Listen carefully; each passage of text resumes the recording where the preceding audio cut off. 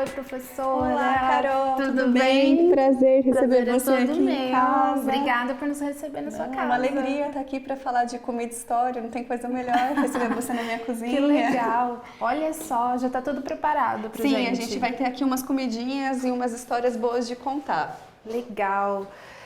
Vamos começar então, né? Eu queria que você, antes de tudo, né, antes da gente pôr aí a mão na massa, contasse pra gente um pouquinho do projeto Comer História, né? Como que ele nasceu essa ideia tão bacana? Então, na verdade, ele é um projeto fruto da pandemia. Então, em 2020, eu e o Rafael, que te recebeu aqui, nós, confinados em casa, em isolamento, tínhamos duas questões. Uma é que grande parte da nossa interação ali, né, todo mundo trabalhando em casa, a gente se reunia muito para cozinhar. Eu gosto muito de cozinhar, o Rafa gosta muito de comer e de ajudar também aqui na preparação das coisas. Então, era um espaço legal, sabe, da gente conseguir colocar algumas ideias diferentes e falar de algumas outras coisas que não fossem necessariamente aquele momento tão difícil que a gente estava passando. Sim. E tanto eu quanto o Rafa tínhamos essa preocupação. A gente viu muitos colegas, professores, passando ali por um aperto, né, de migrar os seus cursos de história, né, de história da educação básica, sobretudo, para a internet. E aí a gente começou a pensar será que não tem alguma coisa que a gente possa fazer, né, para levar algum tipo de conteúdo diferente? As crianças estão ali também dentro de casa, com dificuldade de ter aula online. Será que tinha alguma coisa, né, alguma estratégia diferente? E aí, esse lugar da mesa que fazia com que a gente tivesse tantas ideias, era um lugar prazeroso, sempre foi, né? A gente sempre teve isso de reunir os amigos e cozinhar coisas diferentes. E vendo também que as pessoas se interessam muito por reality show de culinária, né? Mesmo que você não cozinhe, é legal ver ali Todo mundo gosta mesmo, a coisa né? sendo feita. Então, dessas referências, a gente começou a pensar em alguma coisa que pudesse ser uma forma de levar conteúdo de história de um jeito, né, perdoa aqui o trocadilho, mais saboroso para esses alunos. E foi assim que o projeto começou. E você separou aqui pra gente hoje duas receitas, né, que exemplificam um pouco desse trabalho que vocês fazem, né, que Sim. misturam trabalho científico, né, de pesquisa e essa paixão pela culinária.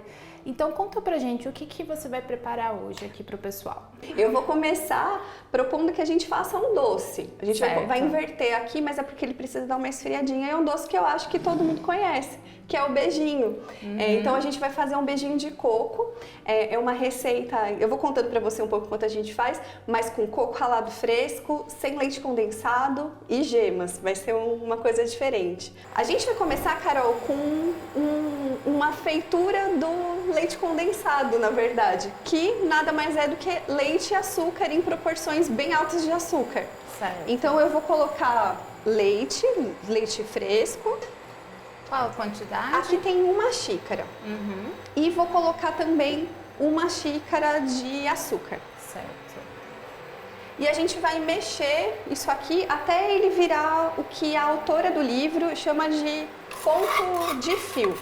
É claro que eu não ia fazer uma receita de beijinho que não tivesse alguma coisa para contar de diferente, né? Então, essa aqui te apresento, Maria Tereza Costa, que é a autora do livro que a gente vai usar. Esse livro já é a 13ª edição e ele é de 1927. Olha, 1927. E é uma receita interessante porque, enfim, ela é feita sem uma das coisas que a gente associa diretamente ao beijinho hoje, que é o leite condensado, que já existia nessa época, mas não tinha essa inserção, né, na culinária brasileira como a gente vai ver nos anos posteriores. Sim. Mas é uma receita interessante porque ela tem a sua origem nos chamados beijos de freira. Você já ouviu falar de doçaria conventual portuguesa? Nunca tinha ouvido falar. Pastel de nata você conhece? Pastel de nata, sim. O pastel de nata e outros desses doces que a gente vê na culinária portuguesa que são bem repletos de açúcar, gemas, amêndoa. E tem muitas variações com açúcar, gema e amêndoa, eles fazem muitos doces. Muitas coisas. Deram origem a esse doce. Então, nos conventos era bastante comum que as freiras, né, desenvolvessem receitas, tanto, enfim, com muitas gemas, aproveitando um ingrediente que era dispensado, já que elas usavam as claras dos ovos para engomar roupa, era uma coisa comum. Que curioso. E as gemas que eram excedentes para não serem desperdiçadas viraram vários doces. Então, tem muitos livros de doçaria conventual portuguesa e com a colonização brasileira a gente tem uma influência portuguesa grandiosa, né, na nossa cozinha, e a gente começou a fazer algumas adaptações aqui. Os beijos de freira são feitos com leite, com açúcar e com farinha de amêndoa. E eles parecem um beijinho mesmo. O beijinho de coco que a gente conhece. Dele, você fala. E agora a gente, no Brasil, essa receita teve algumas adaptações, sendo feita com coco ralado. Em geral, quem levava adiante essas cozinhas no Brasil eram mulheres escravizadas, africanas escravizadas, que vão pegar essas referências também que estavam presentes, né, na replicação já de práticas portuguesas e incorporam, né, a gente tem essa incorporação do coco. Nessa receita vão 6 gemas.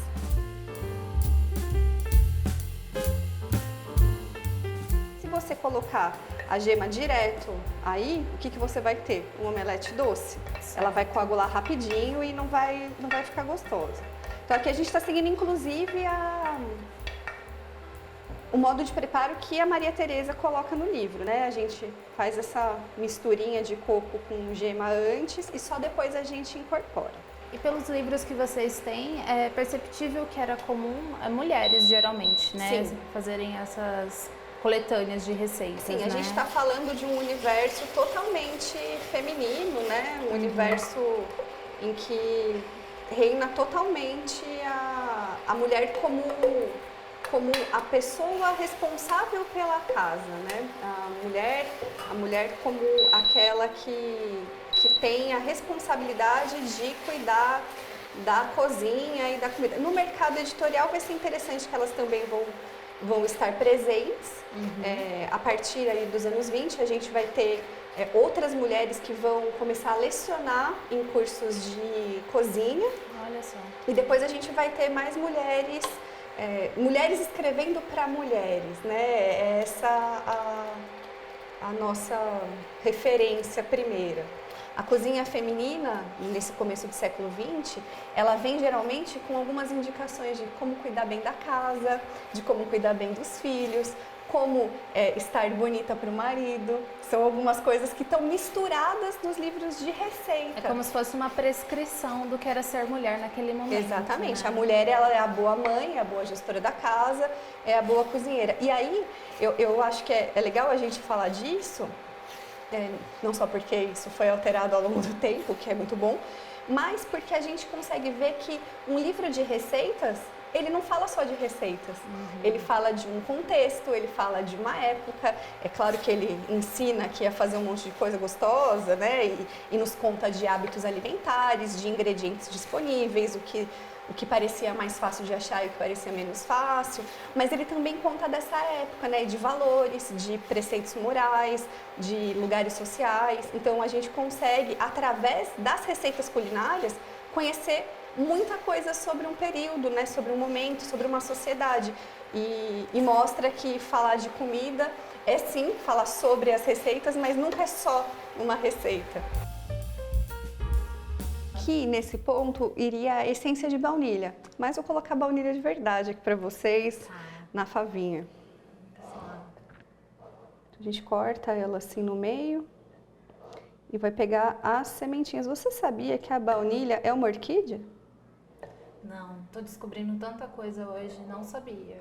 A baunilha, ela vem de uma orquídea. A gente conhece muito a baunilha de Madagascar, né? Inclusive essa aqui é dessas. Mas a baunilha, a gente tem muitas variedades. A baunilha, ela é americana e a gente tem muitas variedades que são brasileiras. Inclusive tem projetos muito legais hoje de valorização da cultura da baunilha no Brasil. E aí a gente usa essas sementinhas aqui de dentro. Uma das coisas do Comer História que a gente costuma, né, ou um dos pontos que a gente sempre traz é uma pesquisa de receitas. Então, eu tenho uma receita de bauru que meu pai fazia e que eu faço em casa, mas a gente faz essa busca por indícios históricos, documentos que contam um pouquinho, né, de como fazer. E aí, a receita que a gente vai fazer está nesse livrinho, um livrinho pequenininho, que é o Quitutes da Tia Marilu. Ele foi um livro interessante, que ele foi lançado em 1972, e aqui diz no Sesquicentenário da Independência, Ano Internacional do Livro. Então é uma coleçãozinha e tem vários tipos de preparo rápidos para você fazer em casa, entre eles o sanduíche bauru. Então, em 1972, a gente tem aqui na seção sanduíches e canapés uma forma de fazer. Então, bauruenses, vai ser feito com outro pão, mas eu estou seguindo aqui a tia Marilu.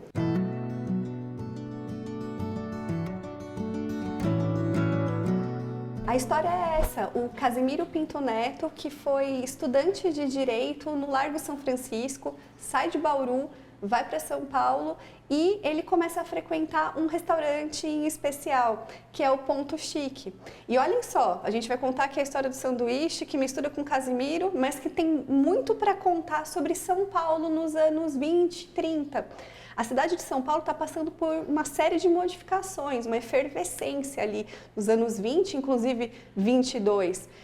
No centenário da independência, a gente tem a Semana de Arte Moderna acontecendo. E é nesse ambiente que é inaugurado o Ponto Chique, que é a lanchonete em que o bauru começa a ser feito e é imortalizado. Aí é uma lanchonete que existe ainda, ela já tem mais de 100 anos, né? E que é a guardiã dessa receita.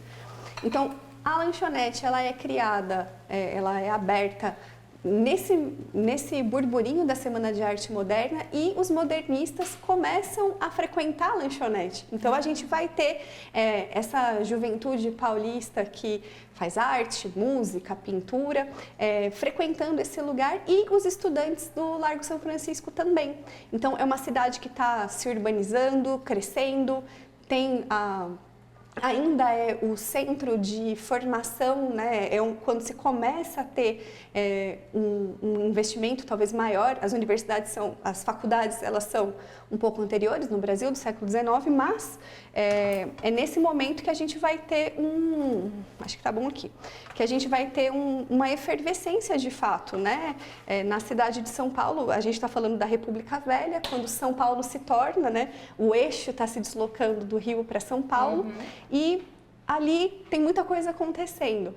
E com essa mudança, né, faz com que muitos estudantes saiam do interior de São Paulo e tenham que ir para a capital para estudar. E o Casimiro, provavelmente já tendo as referências dele do lanche que ele gostava, ele chegou, né, nesse lugar e falou, não, faz um sanduíche assim, assim, assim, e todo mundo gostou. E ficou, não, faz o lanche igual do Bauru, faz o lanche igual do Bauru. E aí surgiu o Bauru. Aí ela fala pra gente colocar o rosbife, e aqui esse rosbife é um rosbife que é industrializado, mas o rosbife, para quem não sabe, ele é o filé, pode ser de lagarto, pode ser de filé mignon, bem selado e temperado, depois em fatias bem finas essa carne bovina fria. Aqui já é uma adaptação, né, para as modernidades. Temos aqui uma parte, agora falta o tal do queijo, né? Famoso queijo. E ela fala pra gente usar queijo prato assado. Como a gente vai fazer isso? Passando o queijo na frigideira rapidinho, não para ele formar aquela crostinha, só para ele derreter e a gente joga por cima daqui, põe o tomate e fecha o lanche.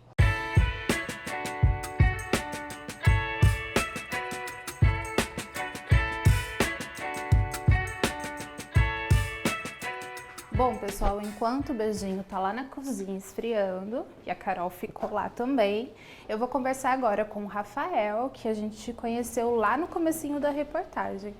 Né, Rafa? Tudo bem? Tudo mais uma certo, vez? você, Carol. Tudo certo. Aqui a gente, diante desses livros aqui, que a gente Então... usa para essas pesquisas, né? Bom, a gente é historiador, a gente tem um apego, né, a esses documentos que são esses livros de receita, né? Então é daqui um pouco que a gente tira essas nossas pesquisas, as receitas. Vocês, né, fizeram 2 receitas históricas que vieram de livros de receitas, e a gente tem uma coleção aqui, algum desses livros que a gente usa para essas pesquisas. E me conta, onde vocês conseguem encontrar esses livros, né? Como que é esse processo de pesquisa mesmo? Legal. De vocês?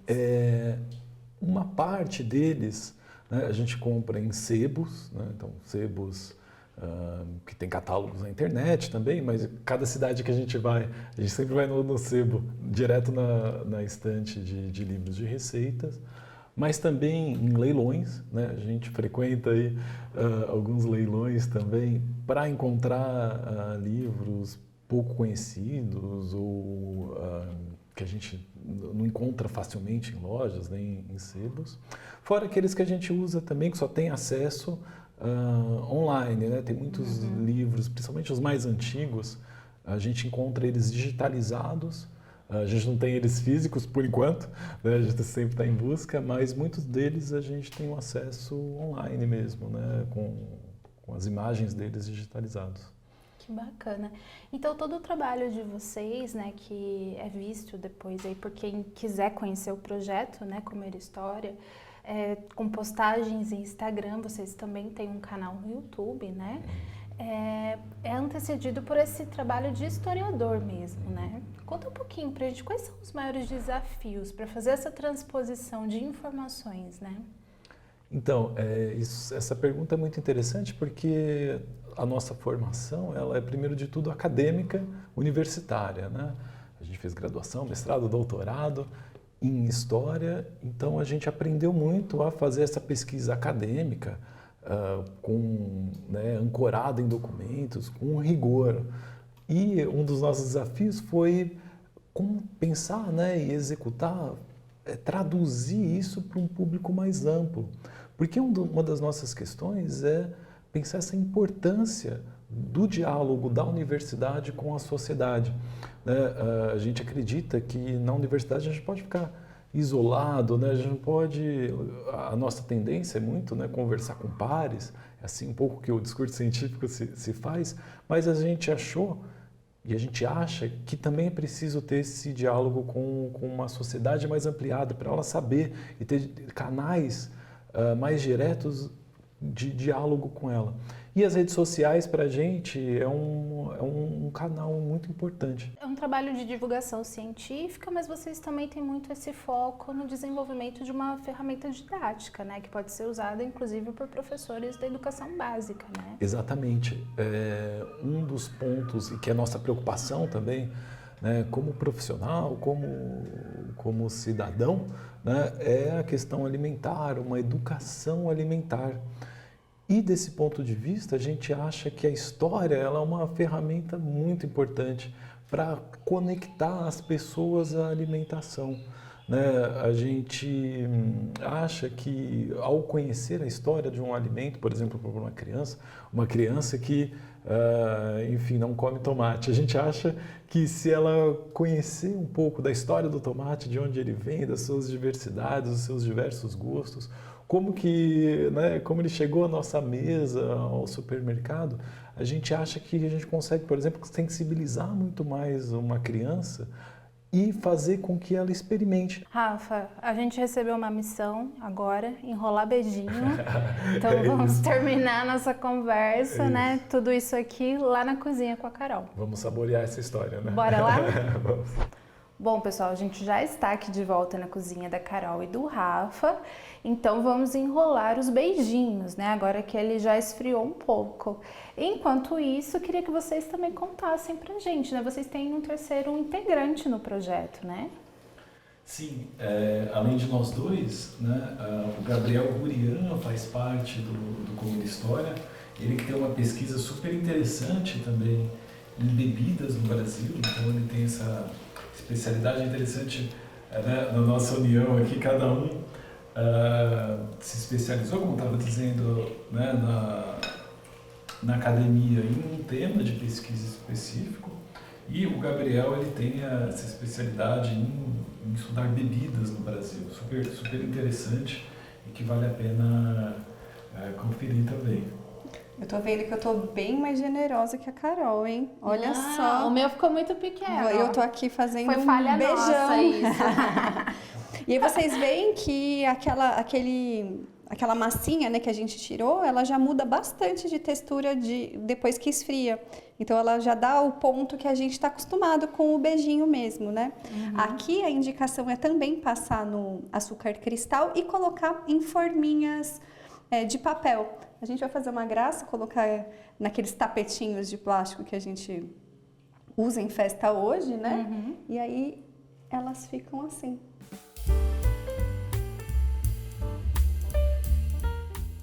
Hoje vocês encontram muito do que a gente produz no Instagram, então textos, alguns vídeos, uma curadoria de imagens, um pouquinho das nossas pesquisas estão em instagram.com/comerhistoria. A gente convida todos vocês a conhecer o projeto, interagir com a gente, dividir conosco as histórias que vocês conhecem, pedir mais informações sobre o ingrediente, uma receita, a gente está super aberto.